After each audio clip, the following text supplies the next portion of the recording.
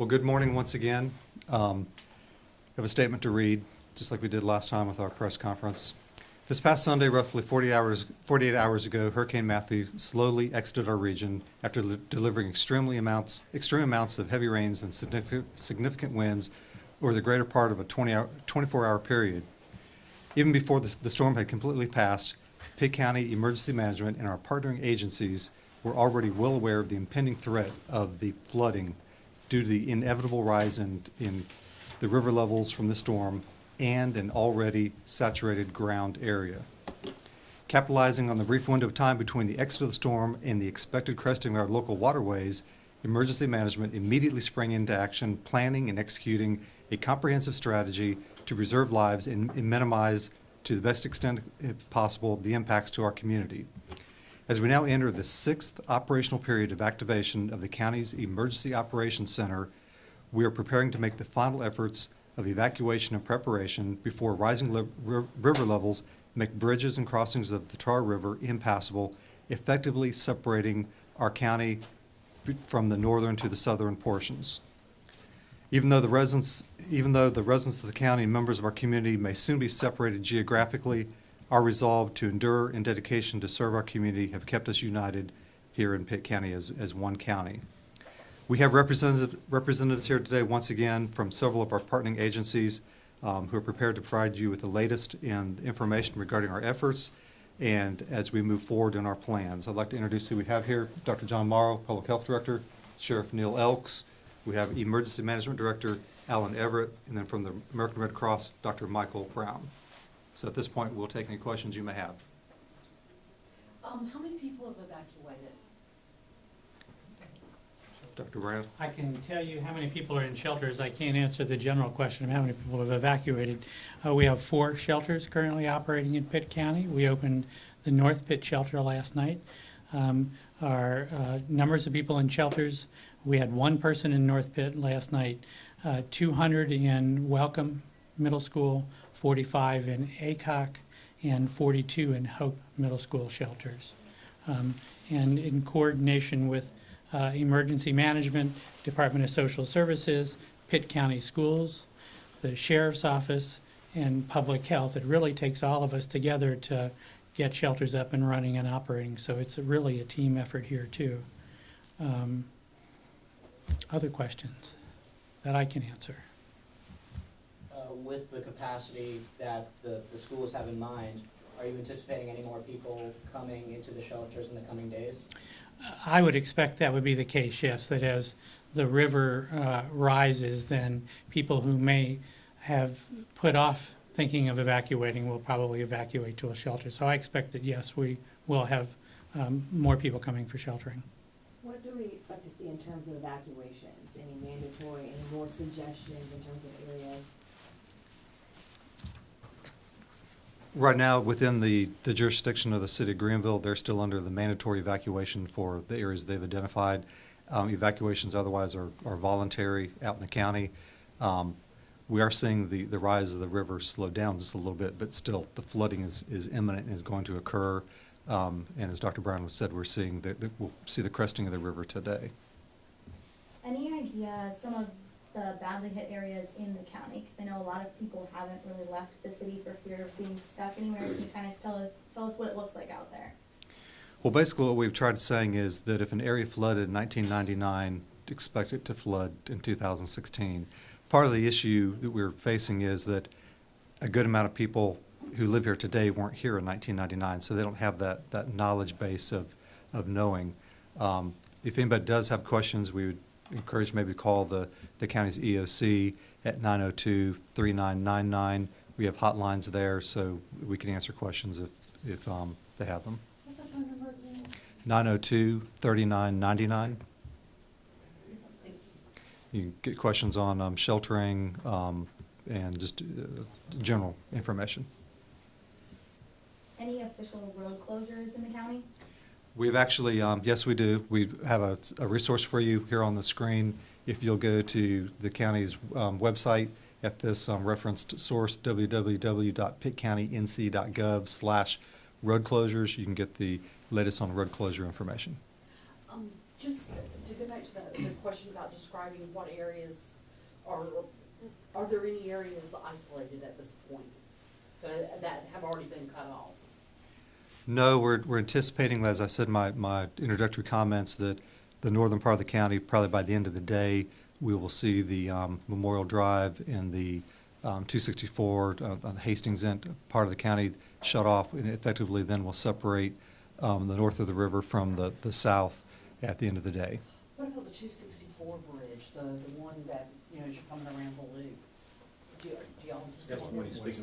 That's what I'm speaking about. We kind of call it the Hastings Fords Bridge because it's near 10th and Greenville Boulevard, or Martin Luther King Drive. I was thinking about the bridge that, you know, when you leave Stansburg and, like, you're coming in from Farmville and you go over that bridge to go to, Yes, yeah.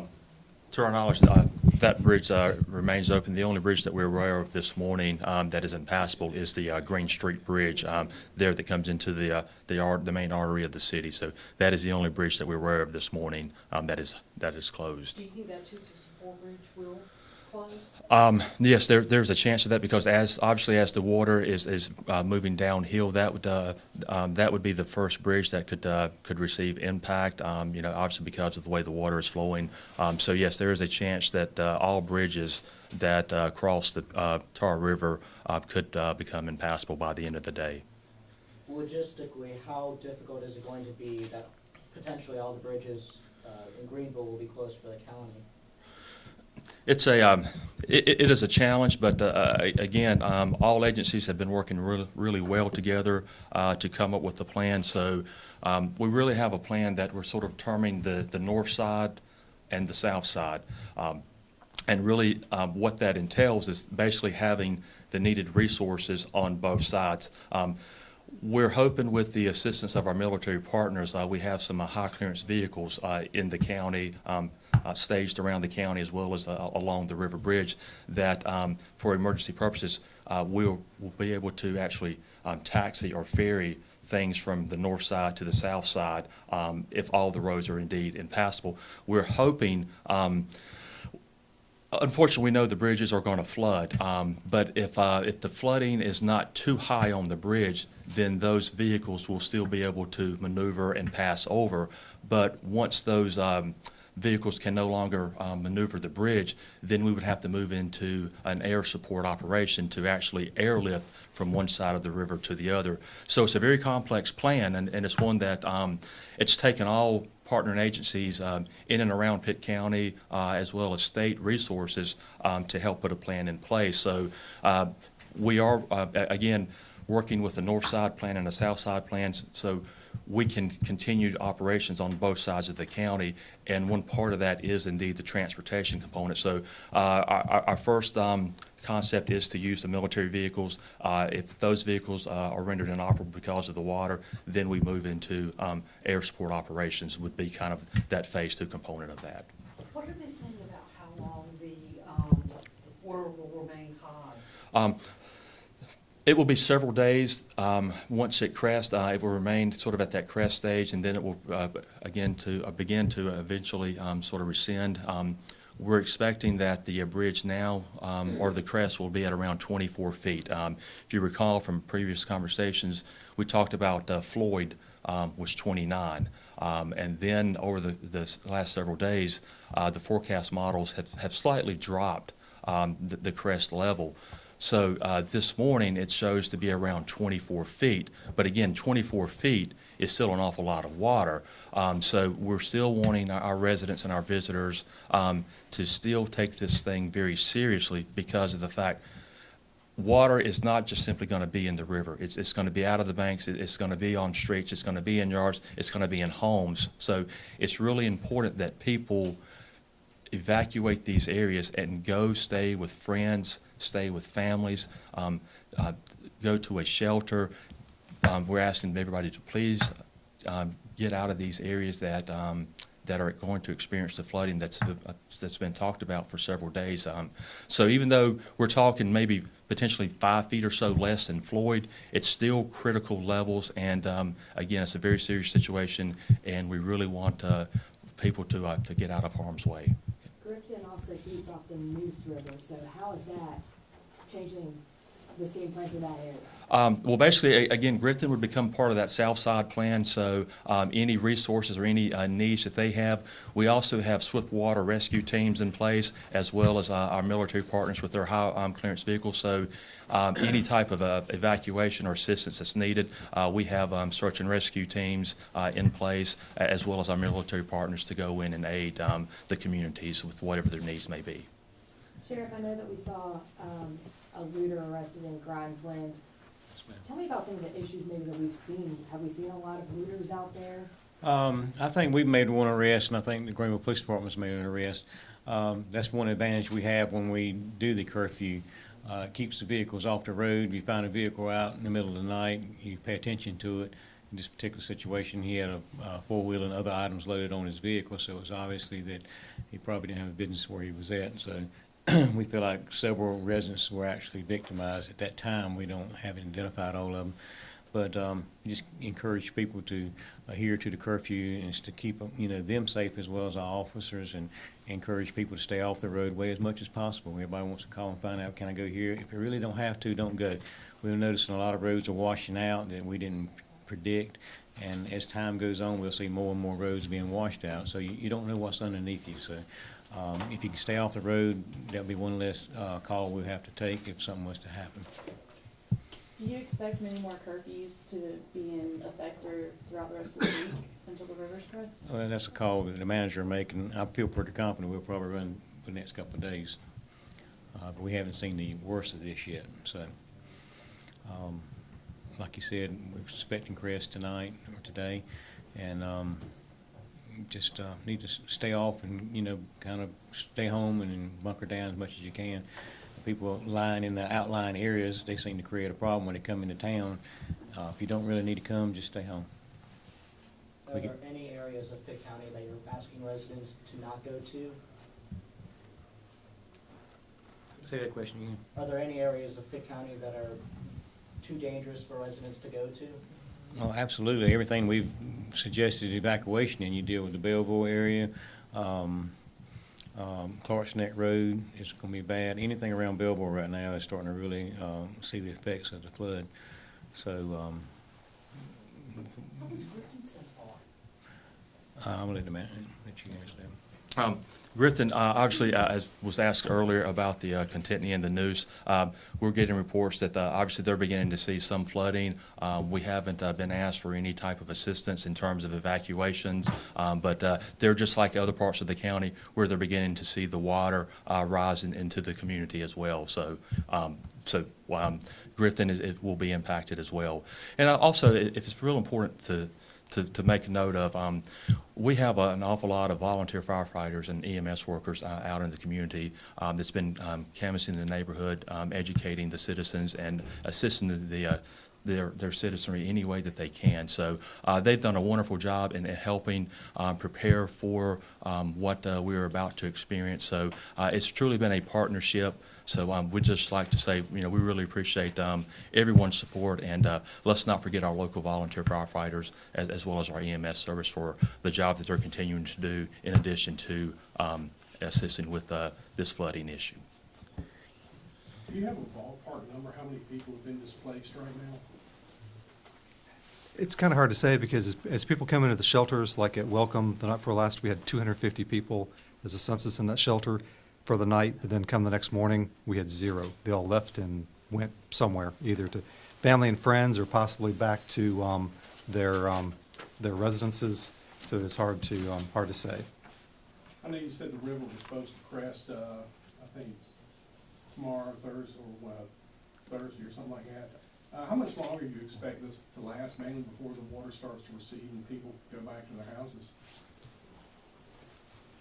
According to the National Weather Service reports that we're getting, it's going to stay at the crest stage for several days. So it's going to be into the weekend before you begin to see the water fall to where it's gradually beginning to go from major flood levels to moderate flood levels. So it's going to be a multi-day process before the waters begin to recede. What are some things people can do right now to assist? I know the Red Cross last night put out that y'all are looking for volunteers. What are other things people are going to be able to do? Okay. Obviously, Ginger, in the coming days, it's going to be very important. It's important to note that the community has already come together, and we as a community will need to continue to come together and work as we go through this process. So if there are individual groups that would like to volunteer, they can contact our Emergency Operations Center, the hotline numbers, and we will have a system in place so that we can begin to coordinate that process for individuals that would like to volunteer. So we really would like for it to be a coordinated effort so that we can target the areas that really need the assistance. So if there are groups that would like to volunteer, if they could contact our EOC, the hotline number, the 902-3999 number, then we can work with them to include them into our planning.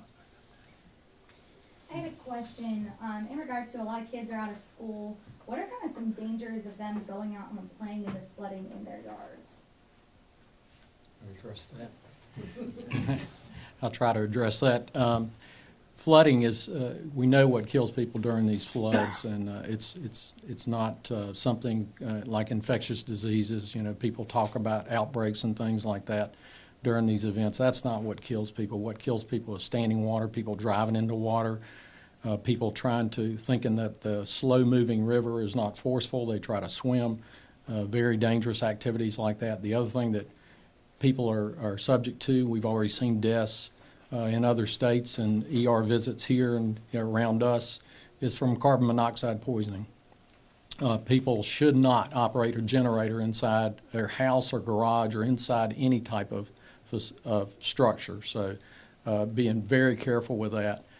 You know, injuries, chainsaw accidents with the usual things where people are trying to clean up, that's where people get injured.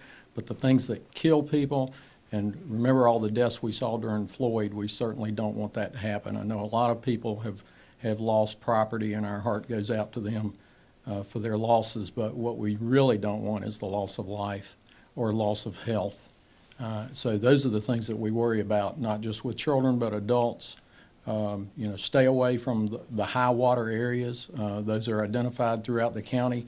People need to move to shelters because the water is continuing to rise and will continue to rise here in Pitt County until sometime tomorrow. They're thinking cresting tomorrow afternoon for the Tar River at Greenville. So people may be on soft ground right now from all the rain, but they can be flooded out tomorrow. So if they're concerned, they need to go ahead and get to a shelter today. We've got those shelters open, and as you heard, there's space available north of the river in those shelters. We've got them well staffed. We don't have all the comforts of home, so people need to remember to bring their records, bring their medicines with them, bring anything that they're going to need to be comfortable for a few days, because they're probably going to be stuck there for some time. Do y'all have any estimate of how many houses have already been flooded?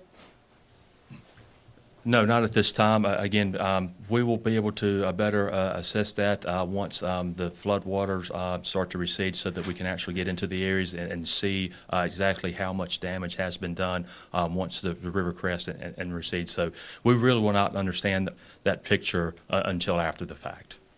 Is there a concern about erosion near the river?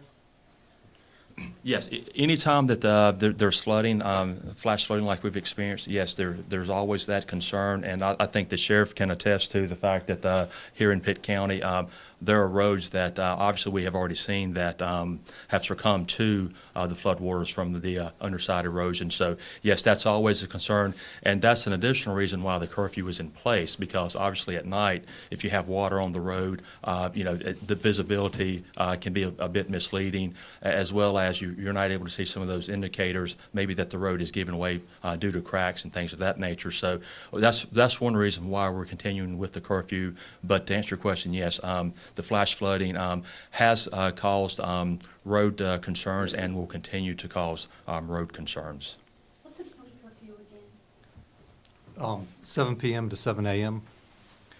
One other minor type of sheltering concern we have going on is the county's animal shelter.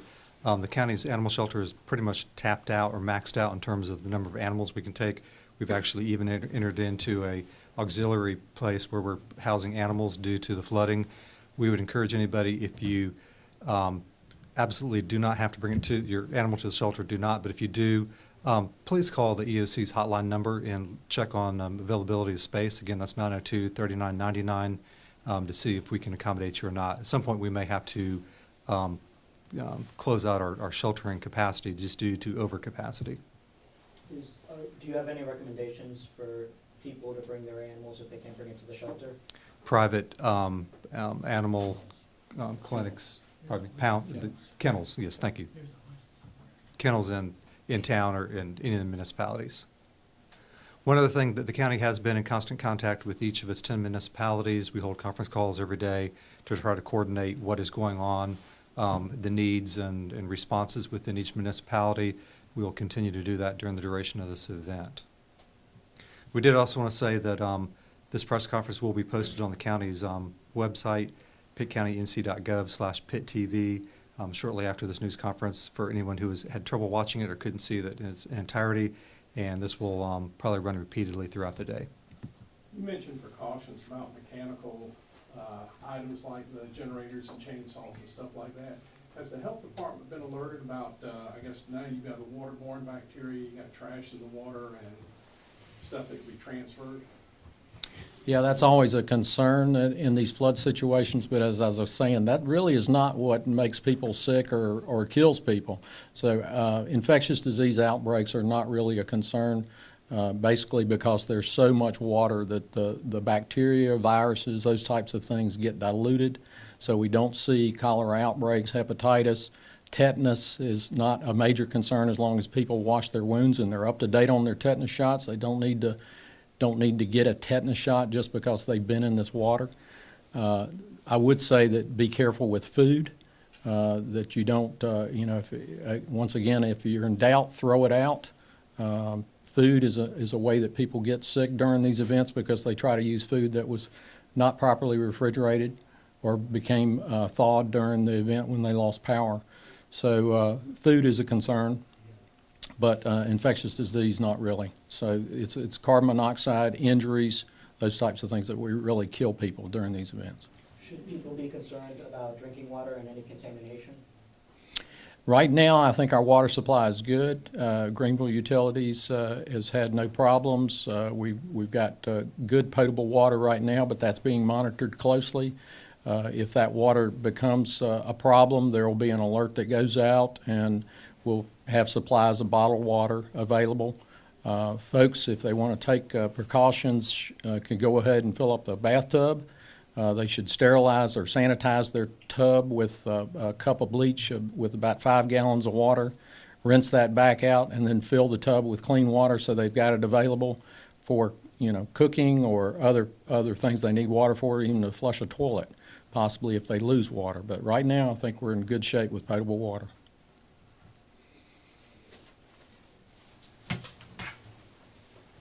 And if I could say a little bit more about coming to a shelter. If people do come to a shelter, as Dr. Morrow mentioned, we recommend they bring 5 days worth of their medication. It's good to bring a couple of changes of clothes. If you have infants or children that need formula or diapers, they should bring that along. And we think it would be good to bring some things to entertain their kids in the shelter too. We do try to make arrangements for kids to have activities in the shelter, but it's good for folks to bring things along as well. And no pets in the shelters at this point. Service animals, we do have the ability to take service animals. Yes. Are y'all set up to charging stations for portable devices? Because parents use tablets and phones to Well, watch them? we don't have charging stations per se, but we're in schools and they have electrical outlets, so that hadn't been a problem so far. Do you have any idea if more shelters will open, if a fifth shelter will open? Do you want to address that? Or shall I just say, well, again, the emergency manager makes those decisions in consultation with all the rest of us, so I think that we'll be monitoring what the need is, and should it be necessary, then we would be in a position to open additional shelters. We're prepared to do so, Yeah. if and when needed. And again, thanks for mentioning, we are interested in volunteers and people who want to volunteer can go to the Red Cross Greenville office, which is at the corner of Cromwell and Red Banks Road. And they can also go to redcross.org/volunteer and fill out a form there. And right now, the biggest use of volunteers is in helping us to staff shelters, but as we get more into the community recovery phase, then we'll have folks who'll be helping people identify their disaster cause needs, helping distribute cleanup kits, helping to distribute food in the communities as well. So we'll have a full range of needs for volunteers as we go along. Any other questions?